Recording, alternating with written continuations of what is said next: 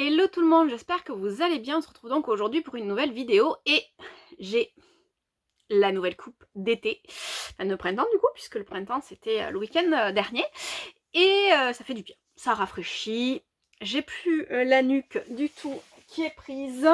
Certains l'ont peut-être vu sur Instagram ce week-end et je suis assez contente de moi. On va donc commencer avec Sous un ciel d'or de Laura Wood. Donc déjà je suis fan de cette couverture. Et donc on va aller dans les années folles, dans les années 20, en Angleterre, à la rencontre de Lou, notre héroïne, qui vit sa petite vie tranquille, en famille, même si sa sœur est sur le point de se marier, qu'elle est un petit peu perdue parce qu'elle sait pas elle ce qu'elle veut faire vraiment de son avenir. Elle n'a pas envie de tomber dans la même chose, mariage, enfant, tout ça. Et elle va s'échapper en partant sur une petite île qui est reliée juste par un petit chemin qui est découvert à marée basse, et donc découvrir la demeure, le manoir des Cardoux, nos héros secondaires, sauf que elle pensait qu'ils n'allaient jamais revenir, et là ils vont débarquer pour l'été, et elle va découvrir l'opulence, la musique, des personnages très très différents, des personnages qui cachent des secrets, qui sont là pour une bonne raison, et j'ai beaucoup aimé Robert et Caitlin, donc le frère et la sœur qu'elle va rencontrer, la façon dont ils vont nous faire vibrer avec eux, dont on s'imagine les bals, les danses, tout le folklore, les tenues aussi. C'est vrai que c'est une époque qui me plaît énormément et on va retrouver tout ça au travers de ce roman et bien plus encore, ne serait-ce que pour l'évolution de Lou, sa façon de mettre des mots sur ce qu'elle attend de la vie, de le comprendre. J'ai trouvé ça vraiment super bien fait, hyper addictif, hyper bien écrit, hyper bien décrit, et le voyage en vaut vraiment la peine. Ensuite, je vais donc vous parler de La révérence de l'éléphant de Laura Trompette. Alors c'est un autre livre qui invite au voyage, mais qui invite à un voyage de nos jours en Tanzanie, alors entre la Tanzanie et la France, où on va rencontrer plusieurs personnages. Donc il y a d'un côté Marguerite, qui est dans un EHPAD, qui voit mourir les gens les uns après les autres, qui n'est pas vraiment en pleine forme, et qui va prendre une décision, sauf que elle a besoin de faire comprendre son propre choix à son petit-fils Emmanuel, qui est lui est photographe animalier, qui est donc celui qui vit en Tanzanie, et petit à petit elle va devoir lui apprendre ses choix, lui faire comprendre ses choix, il va devoir les accepter, ce qui va être hyper dur pour lui, parce qu'en fait c'est elle qui l'a élevé, c'est elle qui s'est occupée de lui, et il est vraiment pas prêt à la laisser partir, même si elle a plus de 80 ans. Il est pas prêt, et en parallèle donc on va rencontrer Roxane, qui elle n'a pas pu aller avec sa grand-mère jusqu'au bout, n'a pas pu la suivre jusqu'au bout, et qui va rencontrer Marguerite donc en allant organiser des petits événements dans l'EHPAD.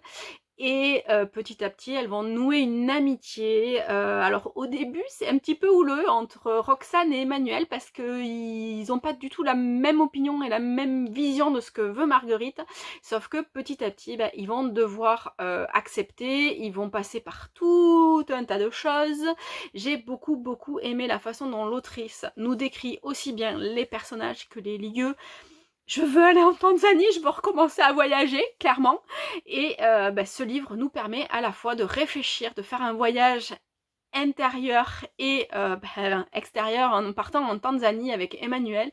J'ai beaucoup aimé tout le côté sur les animaux, sur la réflexion que ça entraîne, sur aussi le sujet de Marguerite qui entraîne là aussi des réflexions, et franchement c'est un roman qui est juste magnifique, aussi bien du côté des personnages que du côté de l'intrigue.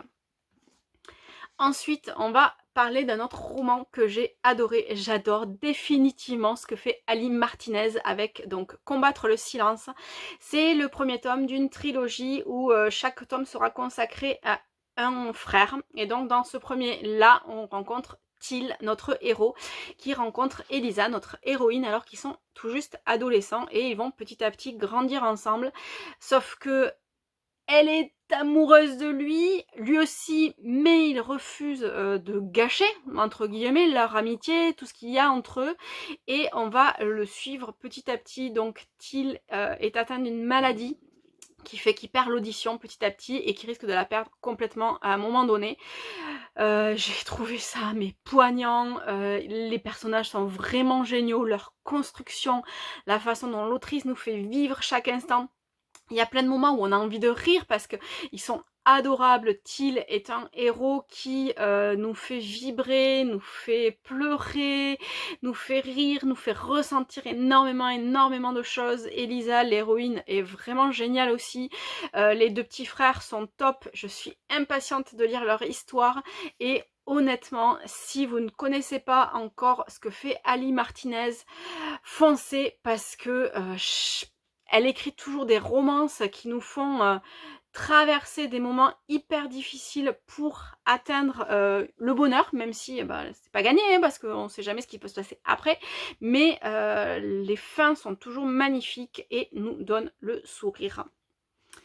Ensuite, on va parler été un peu avec Grandir un peu de Julien Rampin. Donc j'adore le mimosa, donc déjà je ne pouvais que découvrir cette histoire qui se passe en plus dans le Lauragais, donc pas très loin de chez moi, et forcément, je sais pas pourquoi, d'ailleurs j'ai même l'impression que ça me le fait là, j'ai eu l'impression d'entendre parler les personnages tout le long de ma lecture avec mon accent. Je n'ai pas d'accent, on est d'accord. Et franchement, c'est magnifique. Alors c'est un petit peu comme dans La Révérence de l'éléphant où on a l'histoire de Jeanne. Alors, c'est pareil, il y a plusieurs générations, on va dire. C'est pareil dans ce sens-là.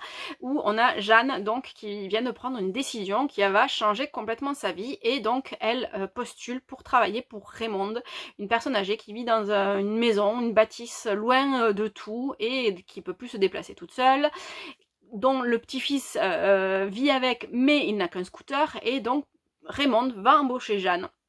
Et ça va permettre à tout ce petit monde de progresser ensemble, d'apprendre des uns et des autres, de vivre énormément de choses ensemble. Il y a des moments tristes, pas beaucoup. Il y a des moments hyper heureux, beaucoup. Et le tout fait que on va nous aussi grandir un peu en même temps que les personnages, en apprenant à les connaître. Et honnêtement, c'est un roman qui donne le sourire, qui est pas très long, donc qui se dévore très rapidement.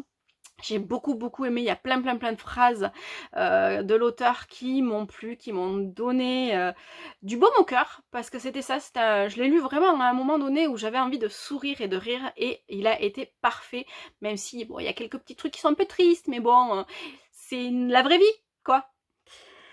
Ensuite, je vais vous parler d'une romance avec The Devil Wears Black, pardon, de L.J. Chen. Donc c'est un roman que j'ai lu en anglais, donc il n'est pas encore paru en français, j'espère qu'on aura bientôt.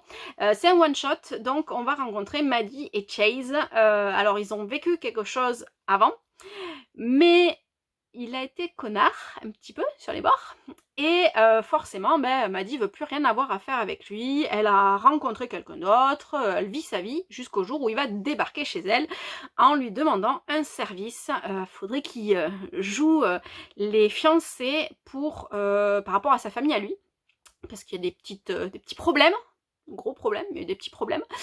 Et Maddie est tellement bonne poire, tellement gentille qu'elle va accepter. Alors je me suis énormément retrouvée dans le caractère de Maddie, dans la façon dont elle accepte plein de choses, dans la façon dont elle essaye de donner le meilleur d'elle-même en permanence pour aider les autres, quitte à s'oublier des fois, mais en même temps elle est drôle, elle a un caractère qui est pas forcément facile, même si en essayant d'aider les autres, elle passe un peu à la trappe, sauf que Chase va tout faire pour qu'elle l'aide, mais il n'avait pas forcément prévu qu'il allait falloir qu'il reconnaisse qu'il est amoureux d'elle.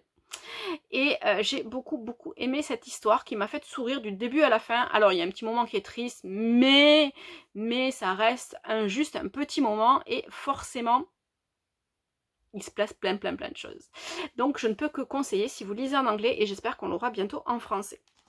Et pour finir, une BD, donc Le Jardin Paris de Gaëlle Génilé. J'ai beaucoup... Alors déjà je suis fan de cette couverture, avec le côté un peu brillant et le côté mat. Donc on va découvrir l'histoire de Rose.